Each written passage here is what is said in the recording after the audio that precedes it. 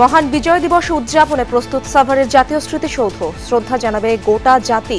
কয়েক স্তরের নিরাপত্তা বলয়ে থাকছে গোয়েন্দা নজরদারি।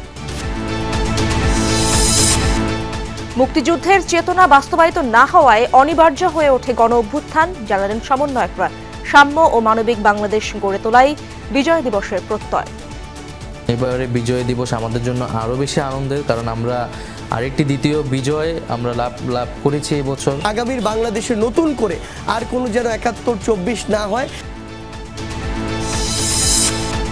ফ্যাসিবাদের দোসর এবং অনিয়মের অভিযোগে ১২ বিচারপতির বিরুদ্ধে তদন্ত শেষ। রাষ্ট্রপতির কাছে সুপারিশ পাঠিয়েছে সুপ্রিম জুডিশিয়াল কাউন্সিল। বিতর্কিত নির্বাচনের পথ বন্ধ করতে চায় ইসি সংস্কার কমিশন।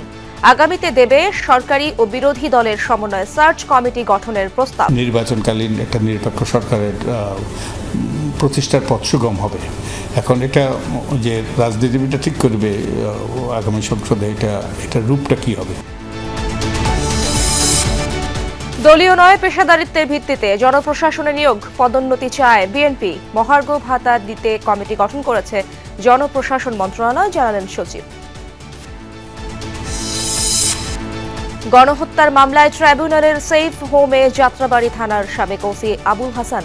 চলছে প্রসিকিউশন ও তদন্ত সংস্থা জিজ্ঞাসাবাদ। শিগগিরই নেওয়া হতে পারে পলককে। ঢাকা জয়দেবপুরে ২ জোড়া কমিউটার ট্রেন চালু। উদ্বোধন হলো বিআরটি প্রকল্পের বাস প্রকল্প সেবা। লক্ষ্য অনুযায়ী কাজ চলছে, জানালেন উপদেষ্টা।